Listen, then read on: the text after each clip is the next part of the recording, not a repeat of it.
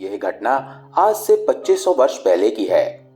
एक दिन संध्या के समय जब आकाश में बादल लहरा रहे थे, बोध गया नाम के एक गांव में एक परदेसी शिशुपाल ब्राह्मण के द्वार पर आया और बड़ी ही विनम्रता से पूछने लगा, क्या मुझे रात काटने के लिए स्थान मिल जाएगा? शिशुपाल अपने गांव में सबसे अधिक निर्धन थे। गरीबी के कारण उनकी हड्डियों का पिंजर निकल आया था। उनकी आजीविका थोड़ी सी भूमि पर चलती थी, परंतु फिर भी परदेसी को द्वार पर देखकर उनका मुख ऐसे खिल गया जैसे सूरजमुखी सूर्य के उदय होने पर खिल उठता है। उन्होंने मुस्कुराते हुए कहा, ये मेरा सौभाग्य है, आइए पधारिए। अतिथि के चरणों से मेरा घर पवित्र हो जाएगा। परदेसी और ब्राह्मण दोनों अंदर आए। भारतवर्ष में अतिथि सत्कार की रीति बहुत ही प्रचलित थी। शिशुपाल के पुत्र ने अतिथि का सत्कार किया, जिससे परदेसी मुग्ध हो गया। उसने ब्राह्मण से कहा, आपका पुत्र बड़े ही काम का मनुष्य है, उसकी सेवा से मैं बड़ा प्रसन्न हुआ हूं। शिशुपाल ने इस प्रकार से सर उठाया जैसे किसी ने सर्प को छेड़ दिया हो। उसने नाक भौं चढ़ाकर उत्तर दिया, आप हमारे अतिथि हैं, अन्यथा ब्राह्मण ऐसे शब्द सुन नहीं सकते। परदेसी ने अपनी भूल पर लज्जित होकर कहा, क्षमा कीजिए, मेरा यह अभिप्राय नहीं था, परंतु आजकल वे ब्राह्मण कहाँ हैं? अब तो आंखें उनके लिए तरसती हैं। शिशुपाल ने उत्तर दिया, ब्राह्मण तो अब भी हैं, कमी केवल क्षत्रियों की है। परदेसी ने कहा, मैं आपका अभिप्राय नहीं समझा। शिशुपाल ने एक लंबी चौड़ी व्याख्या आरंभ कर दी, जिसको सुनकर परदेसी चकित हो गया। शिशुपाल की बातें इतनी प्रभावशाली थी कि परदेसी उन पर मुग्ध हो गया। वो सोचने लगा, इस छोटे से गांव में ऐसा विद्वान, ऐसा तत्वदर्शी पंडित हो सकता है, इसकी तो मैंने कल्पना भी नहीं की थी। परदेसी ने शिशुपाल का युक्ति युक्त तर्क और शासन पद्धति का इतना विशाल ज्ञान देखकर कहा, मुझे पता नहीं था कि गोबर में फूल खिला हुआ है। महाराज अशोक को पता चल जाए तो आपको किसी ऊंची पदवी पर नियुक्त कर लेंगे। शिशुपाल के होठों पर मुस्कुराहट आ गई। शिशुपाल की आंखें नीचे झुक गईं। उन्होंने थोड़ी देर बाद सर उठाया और कहा, आजकल बड़ा ही अन्याय हो रहा है, जब देखता हूं तो मेरा रक्त उबलने लगता है। परदेसी ने पैतरा बदलकर उत्तर दिया, शेर और बकरी एक ही घाट का पानी पी रहे हैं। शिशुपाल ने कहा, रहने दो, मैं सब जानता हूं, दोष निकालना आसान है, परंतु कुछ करके दिखाना कठिन है। शिशुपाल ने अग्नि पर पड़े हुए पत्ते की तरह झुलसकर उत्तर दिया, मौका मिल जाएगा तो दिखा दूंगा कि न्याय किसे कहते हैं। तो आप अवसर चाहते हैं? हाँ, अवसर चाहता हूं। फिर तो कोई अन्य ना होगा? बिल्कुल नहीं होगा। कोई अपराधी दंड से नहीं बचेगा? कदापि नहीं बचेगा। परदेसी ने सहज भाव से कहा, यह बहुत कठिन है। ब्राह्मण के लिए कुछ कठिन नहीं, मैं न्याय का डंका बजाकर दिखा दूंगा। परदेसी के चेहरे पर मुस्कुराहट थी, नेत्रों में ज्योति थी। उसने हंसकर उत्तर दिया, यदि मैं अशोक होता तो आपकी मंशा पूरी कर देता। सहसा ब्राह्मण के हृदय में एक संदेह उठा, परंतु दूसरे ही क्षण वो ऐसे दूर हो गया जिस प्रकार वायु के प्रबल झोंके से पत्ते उड़ जाते हैं। अगली सुबह वो परदेसी वापस लौट गया, लेकिन दूसरे ही दिन महाराज अशोक के दरबार में शिशुपाल को बुलाया गया। इस समाचार से सारे गांव भर में आग सी लग गई। ये वो समय था जब महाराज अशोक का राज्य आरंभ हुआ था और दमन नीति का भी प्रारंभ हुआ था। उस समय महाराज ऐसे निर्दयी और निष्ठुर थे कि ब्राह्मण और स्त्रियों को भी फांसी पर चढ़ा दिया करते थे। उनकी निष्ठुर दृष्टि से बड़े बड़े वीरों के प्राण सूख जाते थे। लोगों ने समझ लिया कि शिशुपाल के लिए यह बुलावा मृत्यु का संदेश है। लोगों को पूरा विश्वास था कि अब शिशुपाल जीवित नहीं लौटेंगे। परिणाम यह हुआ कि शिशुपाल के संबंधियों पर दुख का पहाड़ टूट गया और वे लोग फूट फूट कर रोने लगे। लोगों ने धीरज बांधना आरंभ किया, परंतु शिशुपाल को कोई चिंता नहीं थी। वे कहते थे, जब मैंने कोई अपराध नहीं किया, राज्य के किसी कानून का प्रतिरोध नहीं किया, तब कोई मुझे क्यों फांसी देने लगा? निसंदेह राजा ऐसा अन्यायी और अंधा तो नहीं हो सकता कि निर्दोष ब्राह्मणों को दुख देने लगे। दुख और कष्ट की लहरों के बीच वो ऐसे मौन खड़े थे जैसे समुद्र में कोई शिला। उन्होंने अपने पुत्र और पत्नी को समझाया और पाटलिपुत्र की ओर चल दिए। शाम हो गई और शिशुपाल पाटलिपुत्र पहुंचे। वो जब राजा के महल में गए, उस समय तक उनको किसी बात का कोई भय नहीं था। परंतु राजमहल की चमक दमक का उन पर भय छा गया। जिस प्रकार मनुष्य थोड़े जल में निर्भय रहता है परंतु गहराई में पहुंचकर घबरा जाता है, उनके हृदय में भी कई प्रकार के विचार उठने लगे। कभी सोचते मैं बेधड़क होकर कुछ भी कह देता हूं, कहीं इसी का फल न भुगतना पड़े। कभी सोचते वो परदेसी पता नहीं कौन था, हो सकता है वो कोई गुप्तचर हो और ये आग उसी की लगाई हुई हो। तब तो उसने सब कुछ कह दिया होगा। मैंने कैसी मूर्खता की जो एक अपरिचित व्यक्ति से घुल मिलकर बातें करने लगा था और अब पछता रहा हूं। कभी सोचते कदाचित मेरी गरीबी की कहानी यहां तक पहुंच गई हो और महाराज ने मुझे कुछ देने के लिए बुलाया हो, ये भी तो हो सकता है।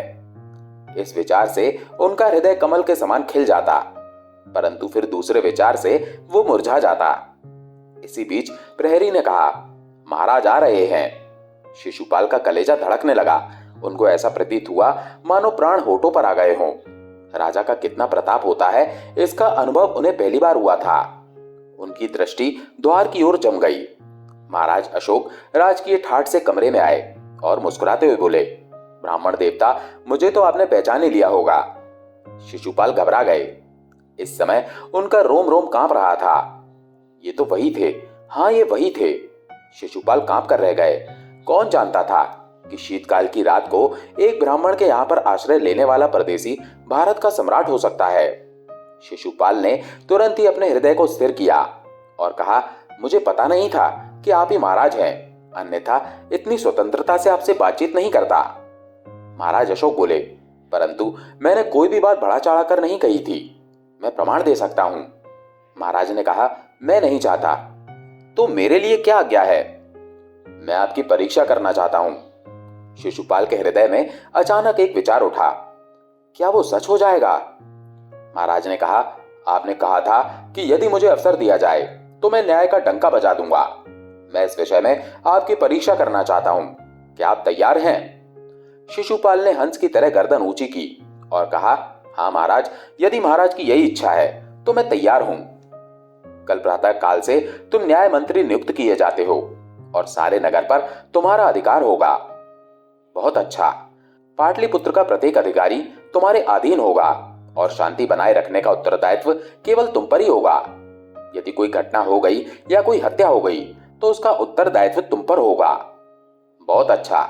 महाराज थोड़ी देर चुप रहे और फिर अपने हाथ से एक अंगूठी निकालकर शिशुपाल को देते हुए बोले, ये राजमुद्रा है। तुम प्रातः काल की पहली किरण के साथ न्याय मंत्री समझे जाओगे। मैं देखूंगा तुम अपने आप को किस प्रकार से सफल शासक सिद्ध करते हो।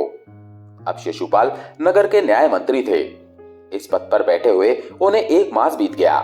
न्याय मंत्री के न्याय और सुप्रबंध की चारों ओर धूम मच गई। ऐसा प्रतीत होता था जैसे शिशुपाल ने नगर पर जादू कर दिया है। उन्होंने चोर डाकुओं को इस प्रकार वश में कर लिया था जिस प्रकार सर्प को बीन बजाकर सपेरा वश में कर लेता है। उन दिनों ये अवस्था थी कि लोग दरवाजे तक खुले छोड़कर जाते थे, परंतु किसी की कोई हानि नहीं होती थी। शिशुपाल का न्याय अंधा और बहरा था, जो ना सूरत देखता था ना सिफारिश सुनता था। वो केवल दंड देना जानता था और दंड भी शिक्षाप्रद। नगर की दशा में आकाश पाताल का अंतर पड़ गया। एक बार रात्रि का समय था। आकाश में तारे टिमटिमा रहे थे। एक अमीर आदमी ने एक विशाल भवन के द्वार पर दस्तक दी। अंदर से किसी स्त्री ने पूछा, कौन है? मैं हूं, दरवाजा खोल दो। परंतु वे यहां पर नहीं है। कोई बात नहीं, तुम दरवाजा खोल दो। स्त्री ने कुछ सोचकर उत्तर दिया, मैं नहीं खोलूंगी, तुम इस समय यहां से जाओ। अमीर आदमी ने क्रोध में कहा, दरवाजा खोल दो, नहीं तो मैं तोड़ डालूंगा। स्त्री ने उत्तर दिया, जानते नहीं हो नगर में शिशुपाल का न्याय है, अब कोई इस प्रकार से किसी के घर में नहीं घुस सकता। अमीर ने तलवार निकालकर दरवाजे पर आक्रमण किया। अचानक ही एक पहरेदार ने आकर उसका हाथ थाम लिया और कहा, क्या करते हो? अमीर ने उसकी ओर इस तरह से देखा जैसे एक भेड़िया भेड़ को देखता है और क्रोध से बोला, तुम कौन हो? मैं पहरेदार हूं। तुमको किसने नियुक्त किया है? न्याय मंत्री ने। मूर्खता ना करो, मैं उसे भी मिट्टी में मिला सकता हूं। पहरेदार ने साहस से उत्तर दिया, परंतु इस समय महाराज अशोक भी आ जाएं, तो भी मैं टलूंगा नहीं। क्यों अपनी मृत्यु को बुला रहे हो? मैंने जो प्रण किया है उसे पूरा करूंगा। कैसा प्रण? यही कि जब तक तन में प्राण है और जब तक शरीर में रक्त की एक भी बूंद है, मैं अपने कर्तव्य से पीछे नहीं हटूंगा। अमीर ने तलवार खींच ली। पहरेदार ने पीछे हटकर कहा, आप गलती कर रहे हैं, मैं नौकरी पर हूं। परंतु अमीर ने सुना अनसुना कर दिया और तलवार लेकर झपटा। पहरेदार ने भी तलवार खींच ली, परंतु वो अभी नया था और पहले ही वार में गिर गया और मारा गया। ये देखकर अमीर का लहू सूख गया। उसके हाथों के तोते उड़ गए। उसकी ये इच्छा नहीं थी कि पहरेदार को मार दिया जाए, वो उसे केवल डराना चाहता था। परंतु घाव मर्म स्थल पर लगा था। अमीर ने उसकी लाश को एक ओर रखा और वहां से भाग निकला। प्रातःकाल इस घटना की घर घर में चर्चा थी। लोग हैरान थे कि इतना साहस किसका हो गया कि पुलिस के कर्मचारी को मार डाला, और वो भी शिशुपाल के शासन में। राजधानी में आतंक छा गया। पुलिस के आदमी चारों ओर दौड़ते फिरते, मानो ये उनके जीवन और मरण का प्रश्न हो। न्याय मंत्री ने भी मामले की खोज में दिन रात एक कर दी। ये घटना उनके शासनकाल में पहली थी। उनको खाना पीना भूल गया, आंखों से नींद उड़ गई। हत्यारे की खोज में उन्होंने कोई कसर नहीं छोड़ी, परंतु कुछ पता नहीं लगा। असफलता का प्रत्येक दिन अशोक की क्रोधाग्नि को अधिकाधिक प्रज्वलित कर रहा था। वो कहते, तुमने कितने जोर से न्याय का दावा किया था, पर अब क्या हो गया? न्याय मंत्री लज्जा से सर झुका लेते। महाराज कहते, हत्यारा कब तक पकड़ा जाएगा? न्याय मंत्री उत्तर देते, प्रयास कर रहा हूं, जल्दी ही पकड़ लूंगा। कुछ दिनों बाद महाराज फिर से पूछते, हत्यारा पकड़ा गया? न्याय मंत्री कहते, नहीं। महाराज का क्रोध भड़क उठता। उनकी आंखों से चिंगारियां निकलने लगती। बादल की तरह गरज कर बोलते, मैं अब नहीं सुनते सुनते तंग आ गया हूं। इसी प्रकार एक सप्ताह बीत गया, परंतु हत्यारे का पता न लगा। अंत में महाराज अशोक ने शिशुपाल को बुलाकर कहा, तुम्हें 3 दिन की अवधि दी जाती है। इस बीच यदि हत्यारा पकड़ा ना गया तो उसकी जगह पर तुम्हें फांसी दे दी जाएगी। इस समाचार से नगर में हलचल सी मच गई। एक ही मास के अंदर अंदर शिशुपाल लोकप्रिय हो चुके थे। उनके न्याय की चारों ओर धाक बन गई थी। लोग महाराज को गालियां देने लगे। जहां भी 4 मनुष्य इकट्ठे होते, इसी विषय पर बातचीत करने लगते। वो चाहते थे कि चाहे कुछ भी हो जाए, परंतु शिशुपाल का बाल भी बांका नहीं होना चाहिए। शिशुपाल खुद भी बड़ी उत्सुकता के साथ हत्यारे की खोज में लगे हुए थे, परंतु सब कुछ व्यर्थ। यहां तक कि तीसरा दिन भी आ गया। कुछ ही घंटे बाकी थे। रात का समय था, परंतु शिशुपाल की आंखों में नींद नहीं थी। वे नगर के अंदर घूम रहे थे। अचानक एक मकान की खिड़की खुली और एक औरत ने झांक कर बाहर देखा। चारों ओर सन्नाटा छाया हुआ था। उस औरत ने धीरे से कहा, तुम कौन हो? पहरेदार? निराशा के अंधकार में आशा की एक किरण चमक गई। शिशुपाल ने उत्तर दिया, नहीं, मैं न्याय मंत्री हूं। जरा वहीं पर ठहरो, कहकर स्त्री खिड़की से पीछे हो गई और दीपक लेकर दरवाजे पर आई। न्याय मंत्री को साथ लेकर वो अपने कमरे में गई और बोली, आज अंतिम रात्रि है। न्याय मंत्री ने चुपती हुई दृष्टि से स्त्री की ओर देखा और उत्तर दिया, हाँ, अंतिम रात्रि है। शब्द साधारण थे, परंतु उनका अर्थ साधारण नहीं था। स्त्री तिल मिलाकर खड़ी हो गई और बोली, मैं इस घटना को अच्छी तरह से जानती हूं। शिशुपाल की मृतदेह में जैसे प्राण आ गए, परंतु वो धैर्य रखकर बोले, कहो, सब कुछ मुझे बताओ। वो बोली, रात्रि का समय था। हत्यारे ने इस मकान का दरवाजा खटखटाया। वो अक्सर यहां पर आया करता है, परंतु क्यों? उसका आचरण अच्छा नहीं है। वो आकर दरवाजा खटखटाने लगा तो मैंने उत्तर दिया, जिसके पास तुम आए हो वो यहां पर नहीं है। परंतु उसने इसे झूठ समझा और दरवाजा तोड़ने लगा। पहरेदार ने उसे रोका और उसके हाथों से मारा गया। न्याय मंत्री ने पूछा, परंतु हत्यारा कौन है? स्त्री ने उसके कान में कुछ कहा और सहमी हुई कबूतरी की तरह चारों ओर देखा। न्याय मंत्री वहां से चले गए। अगले दिन दरबार में बहुत भीड़ थी। आज न्याय मंत्री के भाग्य का निर्णय होने जा रहा था। अशोक ने सिंहासन पर पैर रखते ही कहा, न्याय मंत्री शिशुपाल सामने आए। इस समय उनके मुख पर कोई चिंता, कोई अशांति नहीं थी। महाराज ने पूछा, हत्यारे का पता लगा? न्याय मंत्री ने बड़ा ही सहज उत्तर दिया, हाँ, पता लग गया। पेश करो। न्याय मंत्री ने सर झुकाकर सोचा।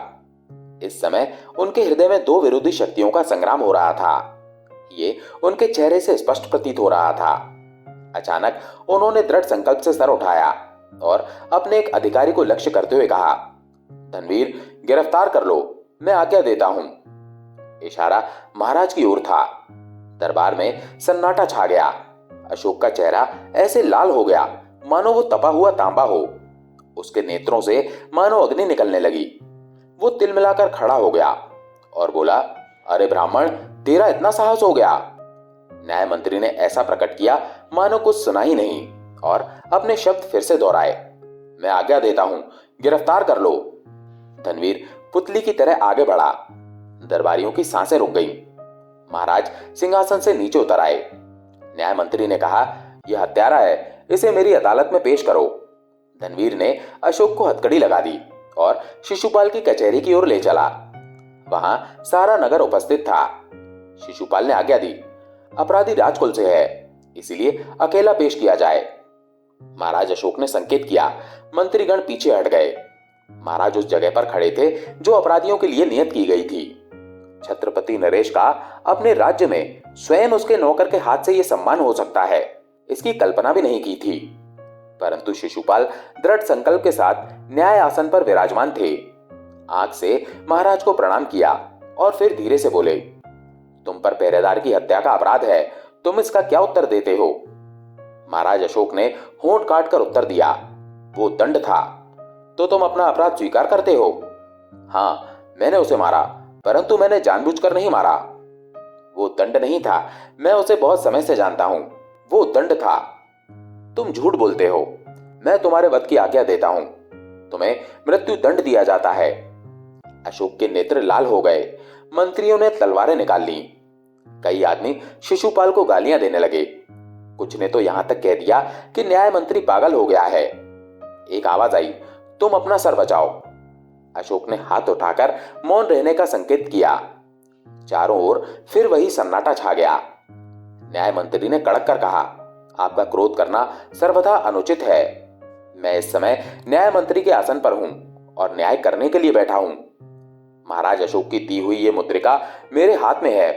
यदि किसी ने शोर किया तो उसको अदालत के अपमान के अपराध में गिरफ्तार कर लूंगा।